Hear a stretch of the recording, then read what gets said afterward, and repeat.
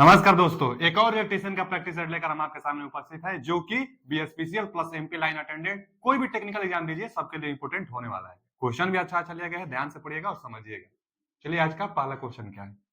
पहला क्वेश्चन है कि डीसी मशीन में इंटरपोल का आकार शंक्वाकार होता है जिससे। अच्छा, डीसी मशीन में इंटरपोल एक बनाई जाती है। इंटरपोल दो मेन पोलों के बीच में होता है। अगर यहाँ एक मेन पोल है या मेन पोल, मान लीजिए 4 पोल का एक कोई डीसी मशीन है, एक इंटरपोल बनाई जाती है इनके बीच में। इंटर कहा भी इसीलिए जाता है क्योंकि दो मेन पोलों के बीच में होता है, इसलिए इंटरपोल कहा जाता है। इंटरपोल शंक्वाकार आकृति में क्यों बनाई जाती है, यही पूछा हुआ है। तो सेचुरेटेड को कम करने के लिए, सेचुरेशन को कम करने के लिए शंक्वाकार आकृति में इंटरपोल को बनाई जाती है। तो इसका जवाब यही पूछा है कि डीसी मशीन में इंटरपोल का आकार शंक्वाकार होता है जिससे, तो मतलब शंक्वाकार होने से क्या होता है, reduce the overall weight. Weight को कम करने के लिए तो गलत है, सेचुरेशन को कम करने के लिए होता है। अब reduce the saturation in the Interpol, तो यही सही है। ध्यान से एकदम समझिए इसको। इंटरपोल शंक्वाकार आकृति में इसलिए बनाई जाती है ताकि सेचुरेशन को कम किया जा सके।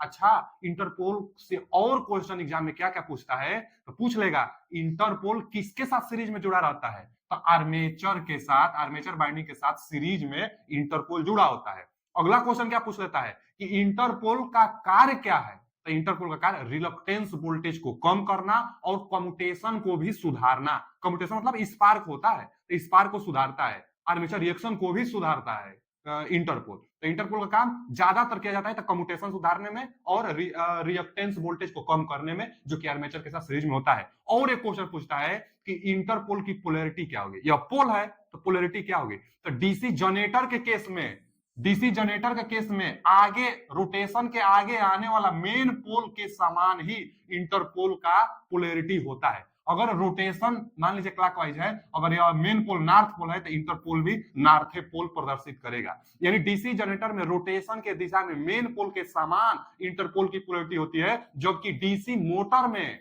रोटेशन के दिशा में आगे आने वाला मेन पोल के विपरीत दिशा में पोलैरिटी प्रदर्शित करता है इंटरपोल। तो इंटरपोल से 4-5 क्वेश्चन जो हम अभी बताए हैं बहुत बार पूछता है, तो इसका जवाब तो बी ऑप्शन ही है राइट आंसर। अगला क्वेश्चन क्या है कि the SI unit of magnetic परमियंस, जो मैग्नेटिक परमियंस होता है, परमियंस को हिंदी में पारगम्यता कहते हैं, तो जो पारगम्यता होता है, मैग्नेटिक परमियंस होता है, इसका इकाई हेनरी होता है। तो इसमें तो ऑप्शन देख लेंगे हेनरी, ए ऑप्शन। थोड़ा सा इसको और समझा जाए, इसका कौन सा ऑप्शन सही है, हेनरी इसका सही जवाब है, हेनरी। थोड़ा सा और समझा जाए, देखिए आप रेजिस्टेंस जानते होंगे ना, हाँ जानते होंगे, आर बराबर रो यल बटा में ए, एक फॉर्मूला जानते हैं। इसी तरह अच्छा, रेजिस्टेंस का उल्टा कंडक्टेंस होता है। ठीक, रेजिस्टेंस क्या होता है, जो करंट फ्लो होती है उसका विरोध करता है, रुकावट डालता है करंट का रेजिस्टेंस। उसी तरह ना मैग्नेटिज्म में भी एक रेजिस्टेंस आता है, यह तो करंट का रुकावट करता है, एक मैग्नेटिक फ्लक्स का रुकावट करता है, जिसको हम लोग रिलक्टेंस कहते हैं, और रिलक्टेंस को एस से डिनोट करते हैं। एक रिलक्टेंस आता है मैग्नेटिक फील्ड में, रिलक्टेंस जो कि रेजिस्टेंस के समान ही होता है, तुलना की जाती है, यह मैग्नेटिक में और यह इलेक्ट्रिसिटी में। अच्छा, इसके लिए फॉर्मूला क्या निकल कर आता है, तो एल बटा में म्यू ए निकल कर आता है फॉर्मूला, एल बटा में म्यू ए रिलक्टेंस का फॉर्मूला। रिलक्टेंस का फॉर्मूला एक और होता है एमएमएफ, एमएमएफ बटा में फाई।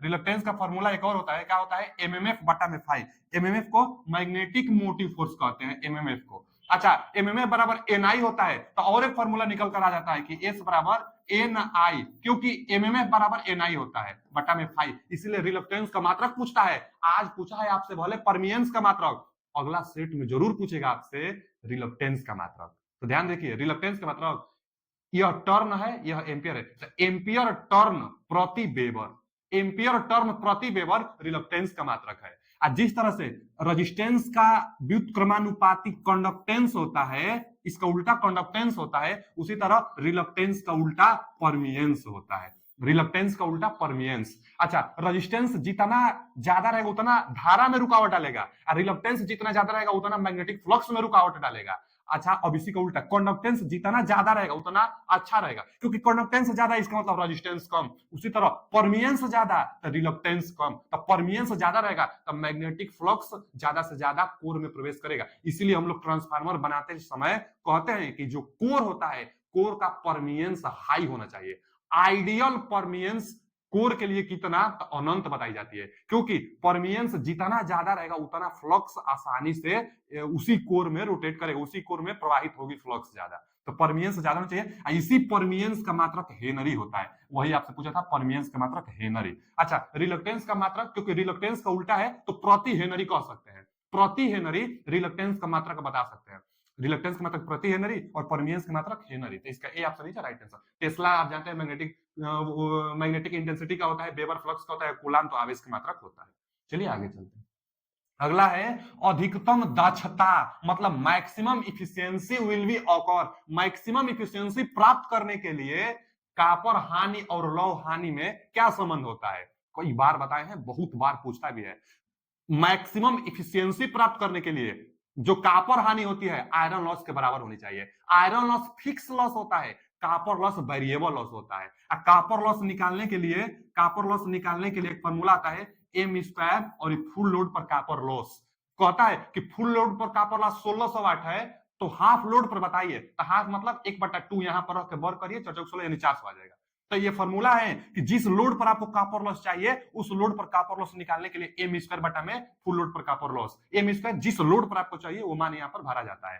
तो अच्छा जी, कॉपर लॉस इसका मतलब वेरिएबल होता है। जब कॉपर लॉस आयरन लॉस के बराबर हो जाता है तो इफिशियंसी मैक्सिमम निकल कर आता है मशीन का, तो यहां पर इक्वल होनी चाहिए। दिया है ना, कॉपर हानि और लौह हानि बराबर होगी तो मैक्सिमम इफिशियंसी आपको मिलेगा। एक सवाल तो और पूछता है, यहां पर मैक्सिमम इफिशियंसी कहेगा तो कॉपर लॉस आयरन लॉस के बराबर होगी, जो कि कॉपर लॉस वेरिएबल लॉसेस है। चलिए ठीक है, यहां से पूछ लेता है।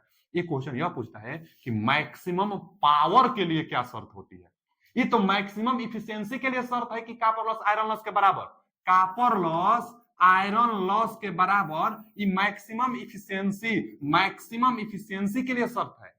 हम मैक्सिमम पावर के लिए पूछेंगे तब आप बताइएगा कि जो बैक ईएमएफ होगा सप्लाई वोल्टेज का आधा होगा, तब यहां पर जो पावर होगी पावर मैक्सिमम होगी, पावर मैक्सिमम, यहां पर इफिशियंसी मैक्सिमम होगा। इफिशियंसी के लिए, पावर के लिए। अच्छा, पावर, मैकेनिकल पावर इसको हम कह सकते हैं, मैकेनिकल पावर चाहे पावर केवल कहिए कि मैकेनिकल पावर कहिए चाहे मैक्सिमम पावर निकालने के लिए क्या शर्त है, तो सप्लाई वोल्टेज का आधा बैक ईएमएफ होना चाहिए, तो मैक्सिमम पावर निकल कर आएगा। तो इसका जवाब D option is right answer. चलिए आगे चलते हैं। अगला क्वेश्चन क्या है कि भार विहीन, मतलब no load saturation characteristics, no load saturation characteristics are plotted between, किसके बीच में खींची जाती है? नो लोड कैरेक्टरिस्टिक्स पूछा है, किसके बीच में खींचा जाता है? देखिए डीसी जो मशीन होता है ना, डीसी मशीन के लिए 3 कैरेक्टरिस्टिक्स होता है जो कि बहुत बार पूछता है। पहला जो कैरेक्टरिस्टिक्स होता है नो लोड कैरेक्टरिस्टिक्स ही होता है, नो लोड कैरेक्टरिस्टिक्स, अथवा इसी को मैग्नेटाइजिंग, इसी को मैग्नेटाइजिंग कैरेक्टरिस्टिक्स भी हम लोग कहते हैं। मैग्नेटाइजिंग कैरेक्टरिस्टिक्स अथवा नो लोड कैरेक्टरिस्टिक्स हम लोग कहते हैं। पहला एक होता है नो लोड, चाहे ओपन सर्किट कैरेक्टरिस्टिक्स इसको हम लोग कह सकते हैं, ओपन सर्किट होता है, नो लोड होता है, मैग्नेटाइजिंग कैरेक्टरिस्टिक्स होता है। एक होता है दूसरा जिसको हम लोग इंटरनल कहते हैं, इंटरनल कैरेक्टरिस्टिक्स, एक होता है जिसको हम लोग एक्सटर्नल कहते हैं, एक्सटर्नल। अच्छा जी, इंटरनल, एक्सटर्नल और एक नो लोड, चाहे मैग्नेटाइजिंग चाहे ओपन सर्किट कैरेक्टरिस्टिक्स, किसके किसके बीच खींचे जाती है यही पूछा है। देखिए नो लोड रहेगा तो नो लोड पर आर्मेचर करंट बनेगा नहीं, तो नो लोड आर्मेचर करंट पर खींचा ही नहीं जाएगा। और नो लोड कैरेक्टरिस्टिक्स पूछा है तो आर्मेचर करंट इसमें दिखाई दे रहा है, गलत। आर्मेचर करंट इसमें दिखाई दे रहा है, गलत। आर्मेचर करंट इसमें नहीं है, आर्मेचर करंट इसमें भी नहीं है, ठीक है जी। और नो लोड आर्मेचर करंट आएगा नहीं। अच्छा, इंटरनल में भी आर्मेचर करंट, इंटरनल में आर्मेचर करंट आता है, और एक्सटर्नल में, एक्सटर्नल मतलब बाहर टर्मिनल पर आएगा तो लोड करंट। तो एक्सटर्नल में टर्मिनल वोल्टेज और लोड करंट, इंटरनल में आर्मेचर करंट और इंड्यूज ईएमएफ, क्योंकि इंटरनल है, आंतरिक है, तो अंदर कितना इंड्यूज ईएमएफ हो रहा है, तो इंड्यूज ईएमएफ जिसको इनाट कहते हैं, तो इनाट और आर्मेचर करंट के बीच में इंटरनल, और टर्मिनल वोल्टेज और लोड करंट के बीच में एक्सटर्नल। अब यह किसके बीच में, तो नो लोड पर है, तो जो वोल्टेज इंड्यूज हो रहे हैं वो तो चलिए रहेगा, इनाट तो रहेगा, जो वोल्टेज है नो लोड पर, जो वोल्टेज है वो तो रहेगा, नो लोड पर का वोल्टेज, एंड किसमें आर्मेचर करंट रहेगा नहीं, तो फील्ड करंट तब रहेगा, क्योंकि नो लोड है तो फील्ड का करंट नहीं इसको मिलेगा केवल, तो फील्ड करंट एंड वोल्टेज के बीच में। तो देखिए ना, पहले तो आर्मेचर करंट वाला हम कट कर दिए, या शॉर्ट सर्किट करंट कैसे आएगा, ए ऑप्शन इज राइट आंसर। यहां पढ़ भी सकते हैं नो लोड पर जो वोल्टेज है और प्लस में जो फील्ड करंट है, इसके बीच में नो लोड करंट खींचा जाता है। चलिए ए ऑप्शन इज राइट आंसर, पकड़ लेंगे, तीनों के बीच में जानते रहिएगा। ई नॉट क्या इसको भी दे देता है, भी, और आई एफ फील्ड करंट इसको इंटरनल को देता है E naught and armature current, external को देता है टर्मिनल वोल्टेज भी एंड आई एल यानी लोड करंट। लोड करंट और वोल्टेज टर्मिनल वोल्टेज के बीच में एक्सटर्नल होगा। अगला क्या है, उच्च वोल्टेज वाली लाइन जिसके द्वारा सब स्टेशन को आपूर्ति की जाती है। ओहो, the high voltage line which feed the sub station. सब स्टेशन को सप्लाई किससे जाता है, सेकेंडरी ट्रांसमिशन से। देखिए ना, जो ट्रांसमिशन लाइन होगी, जो ट्रांसमिशन लाइन होता है, ट्रांसमिशन जो ट्रांसमिशन लाइन होता है, क्या होता है, एक तो जनरेशन होता है, जनरेशन से 11 केवी में जनरेशन होगा, हाई अमाउंट में 765 केवी में भेजा जाएगा। 3 फेज होता है जिसको हम लोग कहते हैं प्राइमरी ट्रांसमिशन। फिर यहाँ पर भी एक स्टेशन होता है और यहाँ से थोड़ा सा डाउन की जाती है, इसको हम लोग कहते हैं सेकेंडरी ट्रांसमिशन। और सेकेंडरी ट्रांसमिशन के बाद इसको हम लोग क्या कहते हैं, सब स्टेशन कहते हैं। और सब स्टेशन से बांटना चालू, इसलिए अब आगे जो है इसको प्राइमरी डिस्ट्रीब्यूशन, और उसके बाद यहाँ पर डिस्ट्रीब्यूशन ट्रांसफार्मर होता है। अब इसको हम लोग सेकेंडरी डिस्ट्रीब्यूशन, जो कि 4 वायर होता है, 3 फेज और 4 वायर का होता है। अच्छा, ध्यान से देख लीजिए, इसको हम कई बार बना चुके हैं। यहाँ पर जनरेशन होता है, यह प्राइमरी ट्रांसमिशन है, और यह सेकेंडरी ट्रांसमिशन है, यह प्राइमरी डिस्ट्रीब्यूशन है, और यह सेकेंडरी डिस्ट्रीब्यूशन है। पूछता है क्वेश्चन, सेकेंडरी डिस्ट्रीब्यूशन कितने वायर का होता है, 3 फेज 4 वायर का होता है, क्योंकि यहाँ पर एक न्यूट्रल मिल जाता है। इसका कनेक्शन पूछ लेता है, इसको लोकल सब स्टेशन कहते हैं। इसका कनेक्शन क्या होता है बच्चा, इसका कनेक्ट, क्योंकि 4 वायर के लिए आपको स्टार करेंगे तभी तो न्यूट्रल मिलेगी, तो डेल्टा से स्टार लोकल सब स्टेशन पर, चाहे डिस्ट्रीब्यूशन ट्रांसफार्मर यही होता है, जहां से बिजली बांटी जाती है गांवों में, एक फेज ले लीजिए, एक न्यूट्रल ले लीजिए आप, चाहे 2 फेज 3 फेज जितना ले लीजिए, यहीं पर यही होता है। 2 फेज चाहे 3 फेज में मेजर करेंगे तो 440 वोल्ट, और सिंगल फेज में लेंगे तो 230 वोल्ट। तो डिस्ट्रीब्यूशन ट्रांसफार्मर डेल्टा से स्टार में यह कनेक्शन बार बार पूछता है, यह प्राइमरी डिस्ट्रीब्यूशन या सेकेंडरी डिस्ट्रीब्यूशन, इसको फीडर कहते हैं, इसको डिस्ट्रीब्यूटर कहते हैं। टेपिंग करने की व्यवस्था डिस्ट्रीब्यूटर पर होती है। जो फीडर होता है, 4 प्रकार से फीडर होता है, हम बताए थे, यह करंट कैरिंग पर डिपेंड करता है, वोल्टेज ड्रॉप पर डिपेंड करता है। यही कहलाता है सब स्टेशन। तो सब स्टेशन को किससे सप्लाई आप फीड कर रहे हैं, सेकेंडरी ट्रांसमिशन से। सेकेंडरी ट्रांसमिशन से सब स्टेशन को आप सप्लाई दे रहे हैं। तो उच्च वोल्टेज वाली लाइन किसके द्वारा, जिसके द्वारा सब स्टेशन को आपूर्ति की जाती है, तो सब स्टेशन को आपूर्ति secondary transmission, secondary transmission. B option is right answer. ध्यान से पढ़िए, एग्जाम एमपी में स्टार्ट 3 तारीख से हो चुका है, और बीएसपीसीएल का एग्जाम बहुत जल्द होगा। वो लोग भी परेशान है, क्योंकि बिहार में आप जानते हैं कि चुनाव है। सब लोग सोच रहा है कि जल्दी से जल्दी एग्जाम हो जाए, आयोग भी सोच रहा है, बच्चे भी सोच रहे हैं, और होगा भी, बहुत जल्द भी होगा। अब टेंडर नहीं मिल पा रहा है कि कौन से एग्जाम, क्योंकि जितना एग्जाम कराने वाली कंपनियां होती है, सब किसी न किसी एग्जाम को करा रही है। अब बीच में जैसे उनको टाइम मिलेगा, टेंडर पास होगा, तुरंत एग्जाम होगा। तो तैयारी अब लगातार करते रहिए, क्योंकि नोटिस आएगा, देखिएगा, बहुत जल्द एग्जाम होगा इसका। अब कभी भी एग्जाम हो सकता है, फरवरी तो बीत गया, मार्च में हो जाए चाहे अप्रैल में हो जाए, लेकिन जितना जल्द होगा, मतलब जो भी नोटिस आएगी, बहुत जल्द एग्जाम इसका होगा। तो तैयारी एकदम कंटिन्यू अब बनाए रखिए, छोड़िएगा मत। आगे क्या है कि घूर्णन करते हुए चुंबकीय क्षेत्रों का उपयोग 3 फेज वाली इंडक्शन मोटर में भी किया जाता है। हाँ, घूर्णन करते हुए चुंबकीय क्षेत्र का उपयोग 3 फेज वाली इंडक्शन मोटर रोटर में भी किया जाता है, जो निम्न में से किसका विकास करता है। ये कह रहा है कि जो 3 फेज इंडक्शन मोटर होता है, उसको 3 फेज सप्लाई देते हैं हम लोग।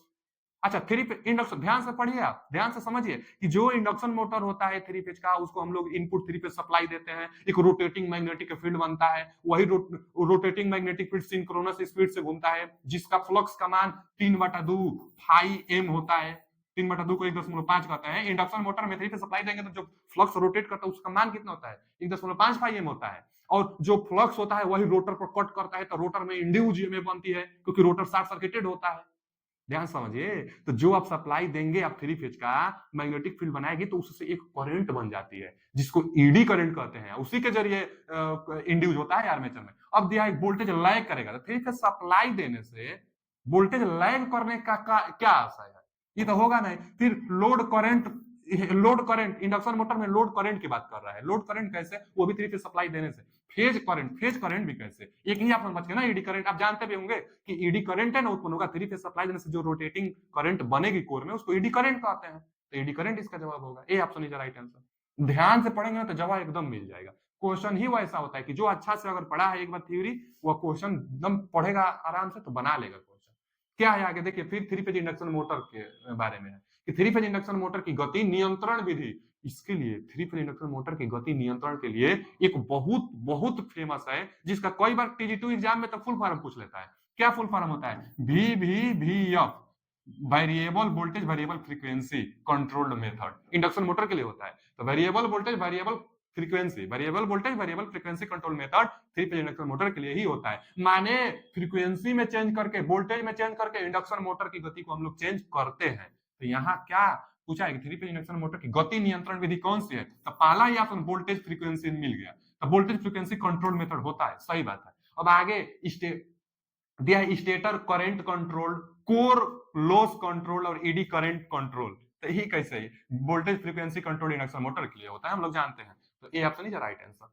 अगला क्वेश्चन क्या है कि तुल्यकालिक मोटर में सतत भार, अच्छा, synchronous motor at constant loading condition, if the excitation increased the power factor becomes, पूछा है ना सिंक्रोनस मोटर के लिए कि एक्साइटेशन बढ़ाएंगे तो पावर फैक्टर पर क्या प्रभाव पड़ेगा। तो पावर फैक्टर पर प्रभाव एक्साइटेशन, तो आपको दो कर्व याद होना चाहिए। पहले किसके लिए है? सिंक्रोनस मोटर के लिए, ठीक है। सिंक्रोनस मोटर एक होता है, एक सिंक्रोनस जनरेटर होता है।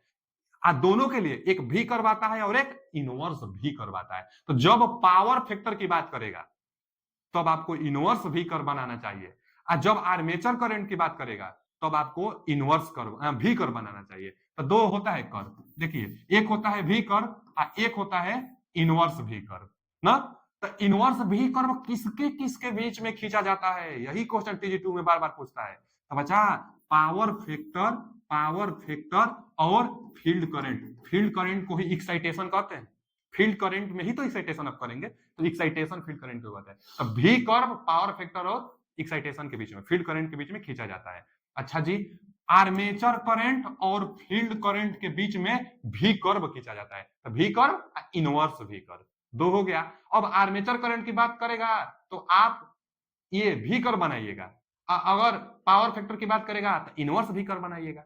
अच्छा, दोनों के लिए होता है, सिंक्रोनस जनरेटर के लिए भी, सिंक्रोनस मोटर के लिए भी। हाँ, एक बात ध्यान देना चाहिए आपको हमेशा कि जो यहाँ पर होता है आर्मेचर करंट न्यूनतम, यह नॉर्मल एक्साइटेशन पर होता है। नॉर्मल एक्साइटेशन मतलब यूनिटी पावर फैक्टर पर, इसी को नॉर्मल एक्साइटेशन कहते हैं। तो नॉर्मल एक्साइटेशन पर यूनिटी पावर फैक्टर और आर्मेचर करंट का मान सबसे कम, और नॉर्मल एक्साइटेशन पर माने यूनिटी पावर फैक्टर पर पावर फैक्टर का मान सबसे ज्यादा। नॉर्मल एक्साइटेशन पर पावर फैक्टर का मान सबसे ज्यादा, यूनिटी पावर फैक्टर ही ना सबसे ज्यादा होता है, तो यूनिटी पावर फैक्टर पर पावर फैक्टर का मान सबसे ज्यादा होता है। अच्छा, अब यह किसके लिए हम बनाए हैं, तो ध्यान से देखिए, अगर सिंक्रोनस मोटर बोलेगा तो राइट साइड में हमेशा आप लीडिंग लिखिएगा, लीडिंग राइट साइड में हमेशा आप लीड लिखिएगा। अगर सिंक्रोनस जनरेटर रहता तब आपको राइट साइड में लैग लिखना होता। बस यही आपको ध्यान देना है, बाकी सब कुछ डायग्राम से आप जवाब दे पाएंगे।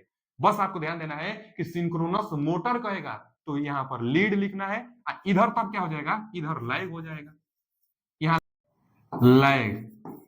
तो अगर सिंक्रोनस मोटर कहेगा तो राइट साइड में लीड हमेशा और लैग, अगर जनरेटर कहेगा तो बस इसी को चेंज कर देना है, लैग उधर और लीड इधर कर लीजिएगा। अब देखिए ध्यान से, अगर क्वेश्चन क्या क्या पूछता है इससे, क्वेश्चन पूछेगा कि एक्साइटेशन बढ़ाने पर, मतलब यूनिटी पावर फैक्टर से ज्यादा एक्साइटेशन बढ़ाने पर आर्मेचर करंट पर क्या प्रभाव पड़ेगा, तो आर्मेचर करंट हमेशा बढ़ेगा। अच्छा, एक्साइटेशन घटाने पर भी आर्मेचर करंट हमेशा बढ़ेगा। आर्मेचर करंट तो सबसे कम यूनिटी पावर फैक्टर पर है, अब एक्साइटेशन आप बढ़ाएंगे तो भी आर्मेचर करंट बढ़ रहा है, एक्साइटेशन आप कम करेंगे माने फील्ड करंट कम करेंगे तो भी आर्मेचर करंट बढ़ रहा है। अच्छा, पावर फैक्टर पूछता तब, अगर एक्साइटेशन, यही ना नॉर्मल एक्साइटेशन है, अगर एक्साइटेशन आप बढ़ाएंगे तो पावर फैक्टर कम होगा, अगर एक्साइटेशन आप घटाएंगे तो भी पावर फैक्टर कम होगा, क्योंकि मैक्सिमम पावर फैक्टर तो यहां पर है, यूनिटी पावर फैक्टर पर, नॉर्मल एक्साइटेशन पर मैक्सिमम है। अब ज्यादा एक्साइटेशन बढ़ाएंगे तब कम होगा, कम करेंगे तो भी कम होगा।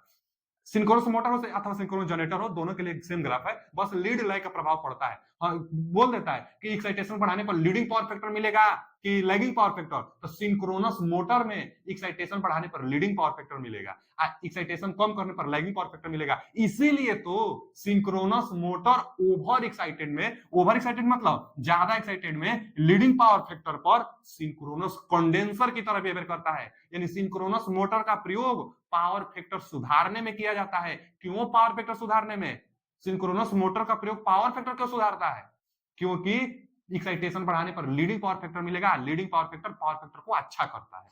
चलिए क्वेश्चन पर आया जाए। Synchronous motor at constant loading condition, load चलिए कांस्टेंट है, एकदम एक्साइटेशन इन इंक्रीज, एक्साइटेशन आप बढ़ा रहे हैं तब पावर फैक्टर क्या होगा? पावर फैक्टर इससे बताइए आप, पावर फैक्टर क्या होगा? एक्साइटेशन बढ़ाएंगे तो पावर फैक्टर कम होगा, पावर फैक्टर कम होगा। B option is right answer. Excitation बढ़ाने से लीडिंग पावर फैक्टर तो मिलेगा लेकिन पावर फैक्टर कम होगा। पावर फैक्टर अच्छा तो होगा लेकिन पावर फैक्टर का मान पहले की अपेक्षा क्या होगा? तो पावर फैक्टर कम होगा, लीड मिलेगा आगे बढ़ाने पर। अगला क्वेश्चन क्या है, ध्यान से देखिए कि if excitation of a synchronous motor running with a constant, ठीक है जी, कांस्टेंट स्पीड से सिंक्रोनस मोटर रोटेट भी करता है, तो excitation of synchronous motor running with a constant is decreased from its normal value its lead to. अब बोल दिया ना कि नॉर्मल वैल्यू से, नॉर्मल एक्साइटेशन से अगर एक्साइटेशन को हम लोग डिक्रीज करेंगे, घटाएंगे, तब तो क्या होगा? विकल्प यहां पर दिया है। अभी एकदम ध्यान से देखिए सवाल क्या पूछा है कि यदि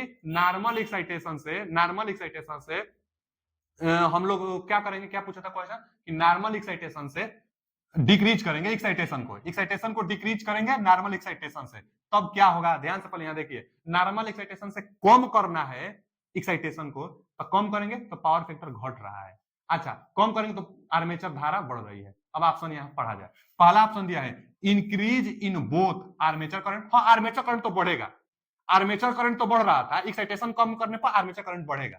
and power factor angle, power factor angle पूछ दिया तो पावर फैक्टर क्या हो रहा है? पावर फैक्टर तो घट रहा था, एक्साइटेशन घटाने पर पावर फैक्टर तो घट रहा था, जब पावर फैक्टर घटेगा तो पावर फैक्टर एंगल बढ़ेगा।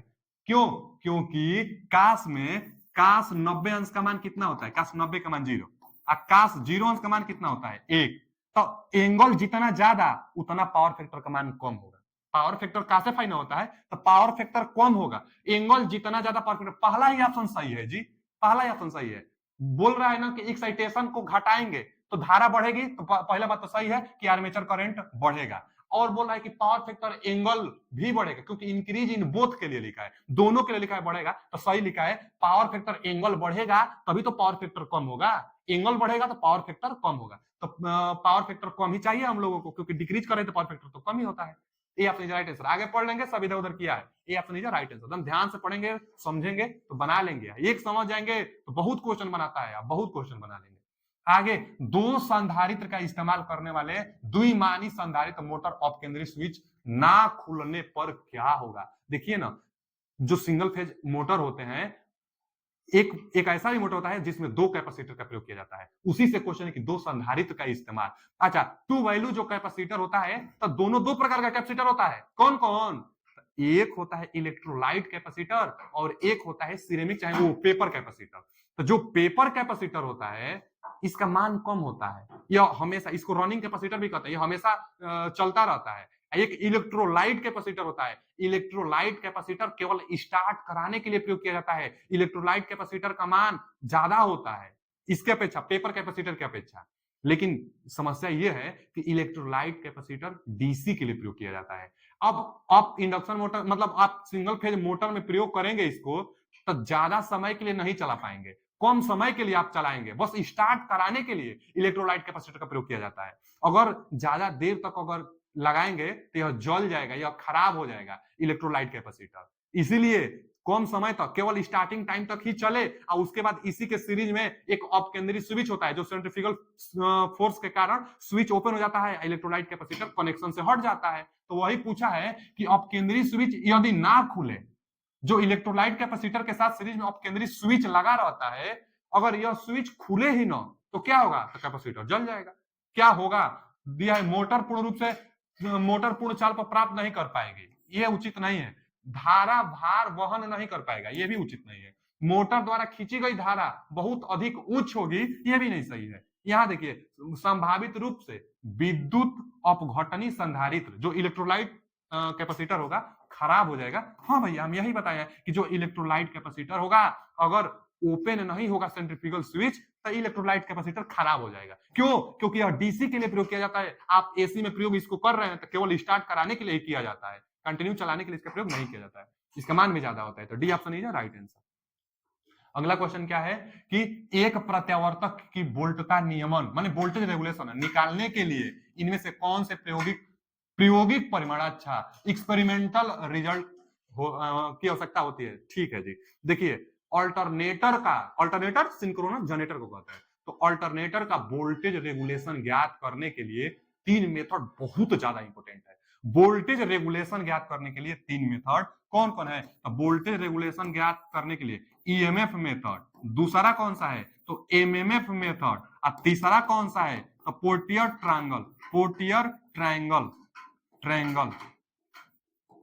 Triangle method. ठीक है जी, पोर्टियर ट्रायंगल मेथड सबसे अच्छा मेथड होता है वोल्टेज रेगुलेशन ज्ञात करने का। अच्छा, ईएमएफ मेथड जो होता है ना, पेस्टिमिस्टिक होता है, मतलब निराशावादी। ये ना क्या करता है ना कि इसका वैल्यू वोल्टेज रेगुलेशन का जितना आना चाहिए उससे ज्यादा आ जाता है ईएमएफ मेथड से, तो यह निराशावादी है। आशावादी एमएमएफ जो मेथड है इसके जरिए हम लोग वोल्टेज रेगुलेशन ज्ञात करते हैं, तो इसमें कम मान आता है तो आशावादी कहते हैं, और निराशावादी इसमें ना ज्यादा वोल्टेज रेगुलेशन का मान आ जाता है, और शुद्ध मान पोर्टियर ट्रायंगल मेथड में आता है। तो पोर्टियर ट्रायंगल मेथड में शुद्ध मान वोल्टेज रेगुलेशन निकल कर आता है। तीन यही मेथड है अल्टरनेटर के लिए वोल्टेज रेगुलेशन फाइंड आउट करने के लिए। अच्छा, यहां पूछा है एक्सपेरिमेंटल मेथड बताइए। जो एक्सपेरिमेंट करके वोल्टेज रेगुलेशन ज्ञात की जाती है तो उसको कहते हैं armature impedance method. Armature impedance method कोई और नहीं है, आर्मेचर इंपेडेंस मेथड इसी को कहते हैं। तो आर्मेचर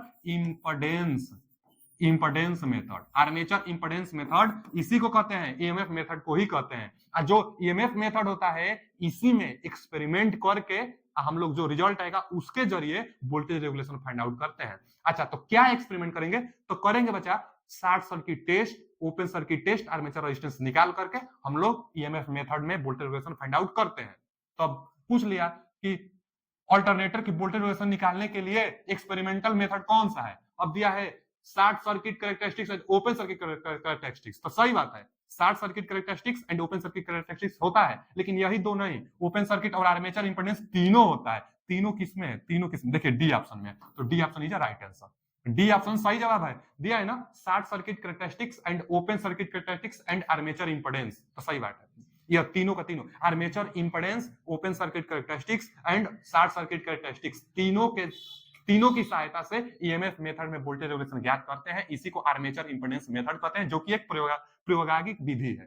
तो इसका कौन सा option? D option is right answer, सही है डी ऑप्शन जी। ठीक है, बहुत इंपोर्टेंट था। आगे क्या है? ठहराव के बीच में वास्तविक चाल समय के साथ ट्रेन की स्टेशन में रुकने के समय को जोड़कर अनुमानित गति को क्या कहते हैं? अच्छा, ठहराव के साथ जो ट्रेन चलती है ना, तो ठहराव रुकती नहीं जाती है, कोई भी स्टेशन है वहां रुकेगी ना कुछ न कुछ समय के लिए, तो वही ठहराव के बीच में वास्तविक चाल, उसका एक कोई वास्तविक चाल भी होता है। वास्तविक चाल समय के साथ ट्रेन की स्टेशन में रुकने के समय को जोड़कर अनुमानित गति को शेड्यूल स्पीड कहेंगे। उसका एक आता है ना कि वेयर इज माई ट्रेन, एक एप्लीकेशन है, उसमें देता भी है कि ट्रेन आएगी तो यहाँ इतना समय के लिए रुकेगी, इतना समय के लिए रुकेगी, इतना बजे से इतना बजे तक आपको गंतव्य स्थान तक पहुंचा देगी।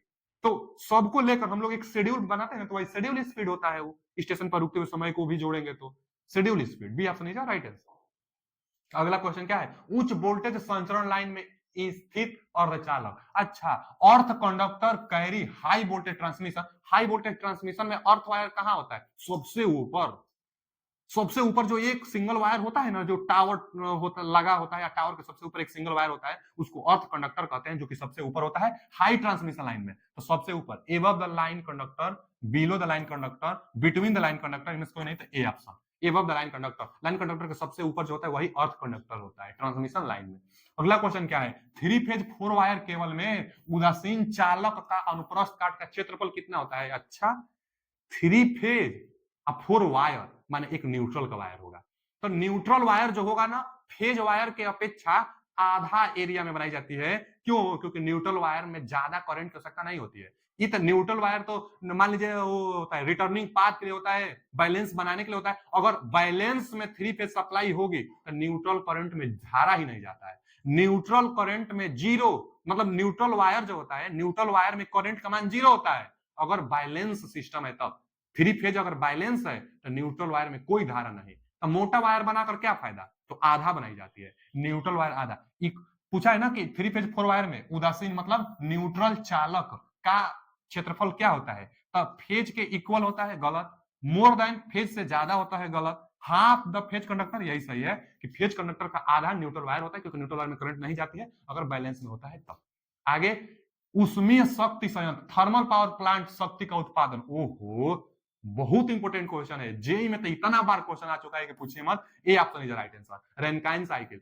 Thermal power plant Rankine cycle पर ही काम करता है, कई बार पूछ चुका है, एकदम याद कर लीजिए, रेनकाइन साइकिल पर थर्मल पावर प्लांट, यानी जो उष्मीय पावर शक्ति होती है वो रेनकाइन साइकिल पर ही काम करता है, ये ऑप्शन सही था। आगे, संचरण लाइन के लिए साधारण इस्पात के खंभे प्रयुक्त किए जाते हैं, स्टील के खंभे प्रयुक्त किए जाते हैं। अब पहला ऑप्शन, पहला दिया है, अच्छा ऑप्शन नीचे है, कथन दिया है, कौन सही है यही बताना है आपको। तो इनकी स्टील का अगर खंभा है तो इनकी मैकेनिकल स्ट्रेंथ अधिक होता है, सही है, मैकेनिकल स्ट्रेंथ अधिक होता है और कार्य अधिक होता है, सही बात है। ये कम जगह घेरता है, ये भी सही है, स्टील का होता है कम जगह में लग जाता है। इसकी लागत अधिक होती है, लागत अब टावर से ज्यादा थोड़े होगा, जो स्टील टावर होगा उसका लागत ज्यादा होता है, उसका आरडीआई भी ज्यादा होता है, एरिया भी ज्यादा लेता है, लेकिन यहाँ स्टील के लिए बात कर रहा है तो अधिक लागत नहीं होगा, लेकिन ये दोनों तो सही है, यानी ए और बी सही है, ए और बी, ए बी, ए और बी, यानी C option is right answer.